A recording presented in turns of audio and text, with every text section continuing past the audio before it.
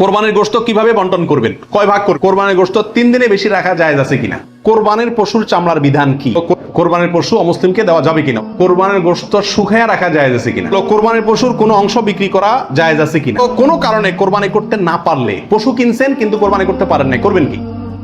কোরবানির গোশত কিভাবে বন্টন করবেন, কয় ভাগ করবেন? এর উত্তর হলো কোরবানির পশু 3 ভাগে বন্টন করা উলামা ইকরাম মুস্তাহাব বলেছেন, কিন্তু কোন হাদিসে এর ক্ষেত্রে আলাদা করে এভাবে নির্দেশ করা হয় যে 3 ভাগে করতে হবে। আল্লাহ কোরআনে বলছেন যে ফাকুলু মিনহু, তোমরা কোরবানির পশু থেকে নিজেরা খাও, ওয়া তাইমু আল কানিআ ওয়াল মুতাররা, ধনী গরিব সবাইকে দাও। তাহলে ধনী গরিব 2 ভাগকে দাও, আবার নিজে খাও, 3টাই হয়ে গেল এখানে।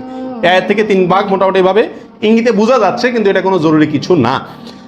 আর সহিহ মুসলিম হাদিসে আছে নবী সাল্লাল্লাহু আলাইহি ওয়াসাল্লাম বলেছেন তোমরা নিজেরা খাও, আবার রেখেও দাও, আবার দানও করো, অর্থাৎ 3টা করা যাবে। আবার সহিহ মুসলিমের আরেক বর্ণনায় আছে তোমরা খাও এবং মানুষকে খাওয়াও। তাহলে বোঝা গেল নিজে খাওয়া, অন্যকে দান করা সবগুলাই উত্তম এই কোরবানির গোশতের ক্ষেত্রে। 49 নম্বর প্রশ্ন হলো সমাজের ভাগ বলে একটা ভাগ প্রচলিত, যেটা জায়েজ আছে কিনা? অনেক এলাকাতে কোরবানি করার পরে সমাজের ভাগ উঠায় নেয় জোর করে, বা বলা ছাড়া, জোর করা লাগে না, এমনি সবাই দেয়। এটা জায়েজ আছে কিনা? উত্তর হলো এটা উচিত না, এটা অন্যায়। কেন? কারণ আমরা 5 জন মিলে একটা গরুতে অংশগ্রহণ করলাম, দিলাম, এখন সমাজে 1 ভাগ নিয়ে তাদের মতো গরিবকেই দিল তারা, কিন্তু আমার হয়তো অন্য গরিব আছে, আত্মীয় স্বজন, আমি তাদেরকে দেবো, কিন্তু তারা তো তাদের মতো দিচ্ছে। এটা উচিত না। আমার গোশতটা আমি কি করবো না করবো সম্পূর্ণ আমাকে স্বাধীনতা দিয়েছে ইসলাম, বিধায় সেখানে এরকম অঘোষিত ভাবে চাঁদাবাজি বা হয়তো অনেকে সন্তুষ্ট হয়ে দেয়, কিন্তু কারোর মনে অসন্তুষ্ট থাকতে পারে। যদি থাকে তাহলে এটা জটিলতা দেখা দিবে। এই জন্য কি হবে না, এটা উচিত হবে না। যার যারটা তাকে ভাগ করতে দেওয়া উচিত এবং উত্তম। কোরবানির গোশত 3 দিনে বেশি রাখা জায়েজ আছে কিনা? উত্তর হলো জায়েজ আছে। 3 দিনে বেশি রাখা যাবে না এমন কোনো কথা নাই।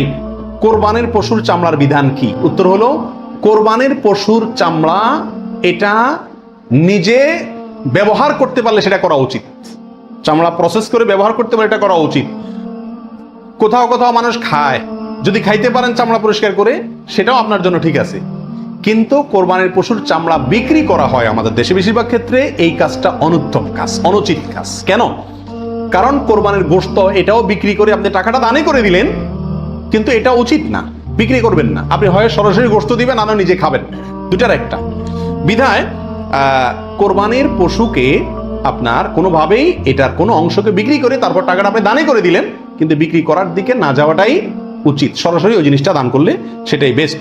কোরবানির পশু অমুসলিমকে দেওয়া যাবে কিনা? উত্তর হলো কোরবানির গোশত অমুসলিমকে খাওয়ানো যাবে, অসুবিধা নেই। শরীয়তে কোথাও নিষেধাজ্ঞা নাই, অমুসলিমকেও খাওয়ানো যাবে।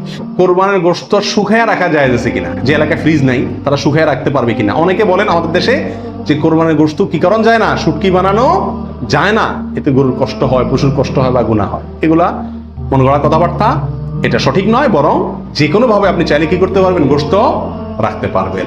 আল্লাহ সুবহানাহু ওয়া তাআলা আমাদের সবাইকে বিশুদ্ধ রূপে সঠিকভাবে কোরবানি করার তৌফিক দান করুন।